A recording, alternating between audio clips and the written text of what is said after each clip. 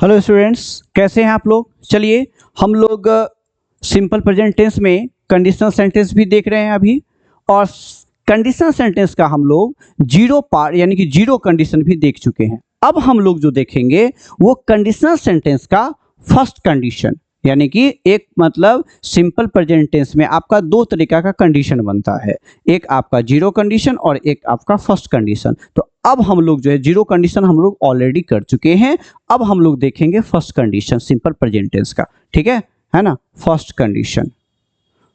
Condition अब होता क्या है आपको जानना पड़ेगा। फर्स्ट कंडीशन में क्या होता है, अगर मान लेते हैं इफ है, सबसे पहले हम लोग क्या लेंगे कंडीशन, इफ है, व्हेन है, अनटिल है, अनलेस है, उसके साथ एज सून एज है। ठीक है, ये सब है। इन सभी के साथ क्या लगेगा, आपका सब्जेक्ट लगेगा, उसके साथ क्या लगेगा V1 या V5 लगेगा, उसके साथ क्या हो जाएगा ऑब्जेक्ट, कॉमा, और दूसरा क्लॉज जो हम रखेंगे ये आपको ध्यान रखना होगा। दूसरा क्लॉज जो रखेंगे तो दूसरा क्लॉज में क्या हो जाएगा विल, या नहीं तो क्या हो जाएगा कैन, या नहीं तो क्या हो जाएगा मे। ठीक है, और इसके साथ हमेशा क्या हो जाएगा V1 प्लस में क्या हो जाएगा ऑब्जेक्ट। ठीक है, इस बात को हमेशा ध्यान रखना। अब देखिए होता क्या है, इस चीज को हमेशा आपको क्या रखना है, ध्यान रखना है। तो ये वाला जो क्लॉज कहलाएगा है ना, ये वाला जो क्लॉज कहलाएगा आपका, एक सेकेंड, ये वाला जो क्लॉज कहलाएगा वो क्या कहलाएगा आपका रिजल्टिंग क्लॉज। ये क्या कहलाएगा आपका रिजल्टिंग क्लॉज कहलाएगा, है ना। या नहीं तो इसको आप लोग क्या बोल सकते हो, मेन क्लॉज भी बोल सकते हो। ठीक है, मेन क्लॉज भी बोल सकते हैं। और ये वाला जो भाई साहब है, ये वाला जो भाई साहब है, इस भाई साहब को हम लोग क्या बोलेंगे, है ना, कंडीशनल क्लॉज। ठीक है, क्या बोलेंगे, कंडीशनल क्लॉज बोलेंगे, कंडीशनल क्लॉज बोलेंगे। हम लोग कंडीशनल क्लॉज से सेंटेंस गार्गी और तातेपी ऑलरेडी देख चुके हैं, पिछला वाला वीडियो में भी मैंने मतलब चर्चा किया है, उसको आप लोग देख लेंगे। तो चलिए अब हम लोग इस पे सेंटेंस बनाते हैं, किस तरीका का सेंटेंस बनता है वो देख लेते हैं। पहले इसको थोड़ा सा एडजस्ट करने की कोशिश करते हैं। ठीक है, चलिए यहाँ से दिख रहा होगा आपको। चलिए आगे बात करते हैं। चलिए अब क्या होगा, will, can, may, result clause में हम क्या करेंगे, एक बात हमेशा ध्यान रखेंगे, अगर किसी भी कंडीशनल सेंटेंस कंडीशन क्लॉज के बाद, है ना, ये भी ध्यान रखना है, अगर इसके साथ अगर V1 या V5 है तो आगे वाले क्लॉज में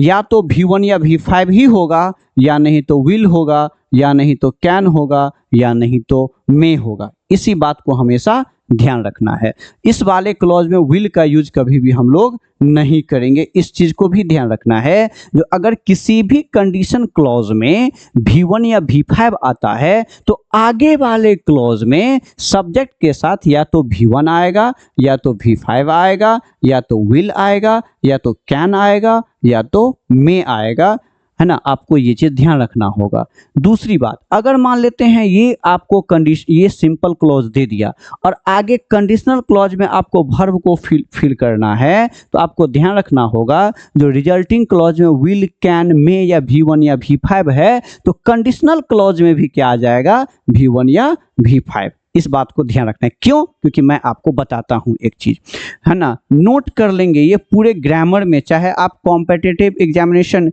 का ही नहीं दे रहे हैं। ठीक है, तो देखिए सिंपल प्रेजेंट टेंस के साथ, है ना, सीधा सिंपल प्रेजेंट क्यों बोले, प्रेजेंट के साथ, है ना, प्रेजेंट के साथ हम लोग प्रेजेंट जोड़ सकते हैं।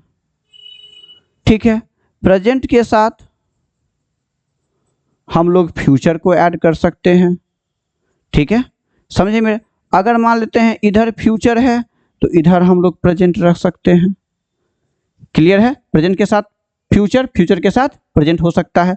और लेकिन कंडीशन क्या है, पास्ट के साथ हमेशा क्या होगा पास्ट। इस बात को ध्यान रखना, पास्ट अपने साथ हमेशा पास्ट ही लेगा, लेकिन प्रेजेंट है तो प्रेजेंट भी ले सकता है, फ्यूचर भी ले सकता है, फ्यूचर है तो प्रेजेंट भी ले सकता है। यानी कि प्रेजेंट के साथ फ्यूचर और फ्यूचर के साथ प्रेजेंट आ सकता है, लेकिन पास्ट के साथ हमेशा पास्ट ही होगा, इस चीज को ध्यान रखना होगा। ठीक है, चलिए आगे बढ़ते हैं। तो कहने का मतलब है ये बात को आप, क्योंकि इधर क्या है आपका विल, कैन, मे, ये सब प्रेजेंट में, तो इधर भी हम यानी कि विल हो गया फ्यूचर में, तो प्रेजेंट के साथ हम लोग फ्यूचर का यूज कर सकते हैं, लेकिन पास्ट के साथ हमेशा यूज हो जाएगा पास्ट। क्लियर है, चलिए आगे बढ़ते हैं। चलिए तो इसको हम लोग हटा देते हैं यहां से। अब हम लोग सेंटेंस बनाते हैं। ठीक है, जैसे हम बोलते हैं क्या, अगर तुम मेरे पास आओगे, तो मैंने बताया अगर के साथ गागेगी लगा है तो हमेशा V1 या V5 ही लगाएंगे, तो क्या यूज हो जाएगा, if you come to me. ठीक है, तो मैं तुम्हें विज्ञान पढ़ाऊंगा, मैं तुम्हें विज्ञान पढ़ाऊंगा, तो क्या होगा, आई क्या हो जाएगा, will, I will teach you what, science, I will teach you science. अगर आप मेरे पास आओ, इसका मतलब क्या हो गया आपका, अगर आप मेरे पास आते हो, अगर आप मेरे पास आओगे या आते हो, मैंने क्या बोला, अगर के साथ, किसी भी कंडीशन के साथ, अगर या तो गा, या तो आपका गे, या नहीं तो आपका क्या हो गया, गी आ गया, या नहीं तो क्या आ गया, ता है, नहीं तो क्या है, टी है ना, नहीं तो क्या है, ते है, इन सभी के साथ लगेगा तो हमेशा क्या लगेगा आपका, V1 और V5 ही लगेगा। इस बात को ध्यान रखना होगा, है ना। तो अगर आप मेरे पास आओगे, है ना, तो मैं आपको क्या पढ़ाऊंगा, विज्ञान पढ़ाऊंगा। ठीक है, हम बोलते हैं क्या, अगर मैं उसके पास जाता हूं, तो क्या यूज हो जाएगा, if I go to him, है ना, तो वह मुझे एक चॉकलेट देगा, तो क्या हो जाएगा, he will give me a chocolate, है ना। कहने का मतलब अगर मैं उसके पास जाता हूं या जाऊंगा, तो मुझे क्या देगा, एक चॉकलेट देगा। ठीक है, अब देखिए हम बोलते हैं क्या, if she comes to me, है ना, I can teach her moral science. कहने का मतलब अगर वह मेरे पास आती है या अगर वह मेरे पास आएगी, तो मैं उसे क्या पढ़ाऊंगा, यानी कि मोरल साइंस पढ़ाऊंगा, है ना। तो इस तरीका के सेंटेंस को हम लोग बोलने के लिए क्या यूज करेंगे, सब्जेक्ट के साथ क्या यूज करेंगे हम लोग कंडीशन में, यानी कंडीशन में इफ या व्हेन जो भी हो, है ना। अगर मैं बोलूं, है ना, जब मैं वहां जाऊंगा, तो क्या यूज हो जाएगा, when I go there, जब मैं वहां जाऊं, तब आप मुझे कॉल करोगे, है ना। तब के लिए यही कॉमा हम ही लगा सकते हैं। तो अच्छा, जब मैं आपके पास आऊंगा तब आप मुझे कॉल करोगे, तो क्या यूज हो जाएगा, यू विल कॉल मी, आप मुझे कॉल करोगे। तो कहने का मतलब क्या, जब मैं उसे बुलाऊंगा तब वो मेरे पास आएगी, when I call her, जब मैं उसे बुलाऊंगा, she will, जब मैं उसे बुलाऊंगा तो वो मुझे कॉल करेगी, है ना, she will call me। ठीक है, इस तरीके के सेंटेंस को बनाने के लिए हम लोग कंडीशन का यूज करते हैं। दूसरी बात, अनटिल, अब आते हैं यहाँ पे, तो हो गया किस पर, चलिए अब व्हेन पे थोड़ा सा सेंटेंस लिख लेते हैं। ठीक है, तो क्या यूज हो जाएगा, एक सेकेंड, इसको थोड़ा सा हम छोटा कर देते हैं और इसी पेज पे रहते हैं, ताकि आपके पास स्ट्रक्चर रहेगा तो पता रहेगा, है ना। हम बोलते हैं क्या, when she solves this problem, जब वो इस प्रॉब्लम को क्या कर लेगी, सॉल्व कर लेगी, है ना, तो मैं उसे कुछ दूंगा, तो I will give her something, मैं उसे कुछ दूंगा, है ना। व्हेन पे हो गया। अनटिल और अनलेस अपने साथ, चलिए पहले हम एज सुन एज का बना लेते हैं, उसके बाद अनटिल और अनलेस का बनाएंगे, क्योंकि अनटिल और अनलेस का कुछ अलग कंडीशन होता है। ठीक है, जैसे हम बोलते हैं क्या, यहां से ले लेते हैं, as soon as you reach Delhi. जैसे ही आप दिल्ली पहुंचोगे आप मुझे कॉल करोगे तो क्या यूज हो जाएगा, यू विल कॉल मी। ठीक है, यू विल कॉल मी। चलिए अब हम लोग देखते हैं किस पे, अनटिल और अनलेस पे, है ना। एक बात हमेशा याद रख लीजिएगा, अनटिल और अनलेस हमेशा नेगेटिव होता है और वो अपने साथ नोट का यूज नहीं करता है ना। इस बात को हमेशा ध्यान रखिएगा। चलिए आगे बढ़ते हैं। जैसे हम बोलते हैं और अनटिल और अनलेस का मतलब क्या होता है, जब तक तब तक नहीं, जब तक आप मुझे कॉल नहीं करोगे। अगर हमें पता नहीं है तो अनटिल और अनलेस का यूज हम कर सकते हैं साथ साथ, वो कंजंक्शन है, अलग अलग यूज होता है। जब तक आप मुझे कॉल नहीं करोगे तब तक मैं वहां नहीं जाऊंगा। तो जब तक आप मुझे कॉल नहीं करोगे तो इसका क्या हो जाएगा, अनटिल अनलेस। क्या हो जाएगा, अनटिल अनलेस यू कॉल मी। इसका ही मतलब हो गया, इसके साथ नोट का यूज नहीं करेंगे। अनटिल अनलेस यू कॉल मी, जब तक आप मुझे कॉल नहीं करोगे तब तक मैं वहां नहीं जाऊंगा, है ना। I will not go there, I will not go there. इस बात को हमेशा ध्यान रखना है, ठीक है। जब तक वह मुझे नहीं बुलाएगी तो क्या यूज करेंगे, अनटिल शी कॉल्स मी, है ना। जब तक,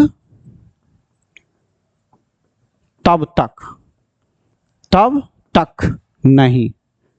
इस सभी के लिए, जब तक तब तक नहीं के लिए हम लोग क्या यूज करते हैं, अनटिल, और क्या यूज करते हैं, अनलेस। अनटिल अनलेस, है ना। जब तक वो मुझे नहीं बुलाएगी, until, until she call me, मैं वहां नहीं जाऊंगा, तो ये comma, I won't go there. ठीक है। जब तक आप क्रिकेट नहीं खेलोगे तब तक मैं आपके साथ नहीं रहूंगा। जब तक आप क्रिकेट नहीं खेलोगे तो क्या हो जाएगा, until you play cricket, you play cricket, तब तक मैं आपके साथ नहीं जाऊंगा, तो क्या हो जाएगा, आई वॉन्ट गो विद यू, आपके साथ, विद यू, है ना।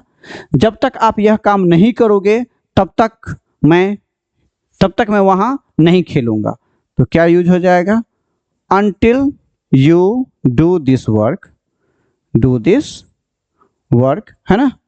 जब तक आप यह काम नहीं करोगे तब तक मैं आपको कुछ नहीं दे सकता हूं, है ना। ऐसे भी ले सकते हैं, तो क्या हो जाएगा, I can't give you anything, I can't give you anything. कहने का मतलब क्या, जब तक आप क्या कहते हैं, यह काम नहीं करोगे तब तक मैं आपको कुछ नहीं दे सकता हूं। जब तक आप इस लेसन को नहीं याद करते हो, नहीं पढ़ते हो, तब तक मैं यहां से नहीं जाऊंगा। तो क्या हो जाएगा, until you read this chapter या लेसन, जो भी आप कह सकते हैं, है ना, आई वॉन्ट गो एनीवेयर, मैं कहीं जाने वाला नहीं हूं, ना। जब तक और तब तक के लिए हम लोग हमेशा क्या यूज करेंगे, अनटिल और अनलेस। अगर आपको अनटिल और अनलेस में डिफरेंस पता करना है तो कंजंक्शन आपको पढ़ना होगा, अगर पता नहीं है तो अनटिल और अनलेस का यूज आप लोग एक साथ कर सकते हैं। हम क्या बोलेंगे, जब तक आप, until she teaches me, until she teaches me, इसका मतलब क्या, जब तक वो मुझे नहीं पढ़ाएगी, है ना, तब तक मैं उसे पैसे नहीं दूंगा। ठीक है, I want give her money, है ना। कहने का मतलब क्या, जब तक वो मुझे नहीं पढ़ाएगी तब तक मैं उसे पैसे देने वाली नहीं हूं। तो इस तरीके के सेंटेंस को बनाने के लिए आप लोग कंडीशन का यूज करेंगे, और आपको ये चीज हमेशा ध्यान रखना होगा, क्या है ना, एक सेकेंड, हाँ, एक चीज हमेशा ध्यान रखना होगा, किसी भी कंडीशन के साथ, यानी कि कंडीशन क्लॉज है, सब्जेक्ट के साथ V1 या V5 आया तो आगे वाले क्लॉज में या तो आपका V1 होगा, या तो आपका V5 होगा, या तो विल होगा, या तो कैन होगा, या तो मे होगा। वो नेगेटिव पॉजिटिव दोनों हो सकता है। ठीक है, अब देखिए इसका हम लोग कंडीशन का नेगेटिव भी बनाते हैं, यानी कि कंडीशन क्लॉज का, यानी कि कंडीशन वाला जो क्लॉज है उसका हम लोग नेगेटिव बनाते हैं। तो जैसे देखिए, एक बात बताइए, जैसे मैं बोलूं if you come, if you कम, इसका दो मतलब आप निकाल सकते हैं, अगर आप आते हैं, अगर आप आते हैं, या नहीं तो इसको क्या बोल सकते हैं, अगर आप आएंगे, अगर आप आएंगे, है ना। तो इफ यू कम ये हो गया। लेकिन अगर मैं इसको बोलूं अगर आप नहीं आएंगे,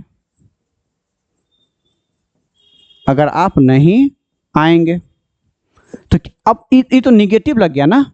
अब निगेटिव लग गया तो देखिए, निगेटिव हमेशा दुनिया का ऐसा कोई भी सेंटेंस नहीं है जो बिना मेन वर्ब का बने। और जब जहाँ तक हेल्पिंग यानी कि निगेटिव का बात है तो निगेटिव हेल्पिंग वर्ब से ही बनता है। तो इसमें तो आपका ये तो हो गया मेन वर्ब ना, ये क्या हो गया आपका, ये क्या हो गया आपका मेन वर्ब हो गया। इसमें तो हेल्पिंग वर्ब है ही नहीं। तो देखिए इसी से हम लोग हेल्पिंग वर्ब निकालेंगे। ये अपने आप में क्या है, V1। जैसे ही सिंपल प्रेजेंट टेंस का बनाते हैं, you come you don't come, तो बना है बस हो गया, इफ यू डोंट कम।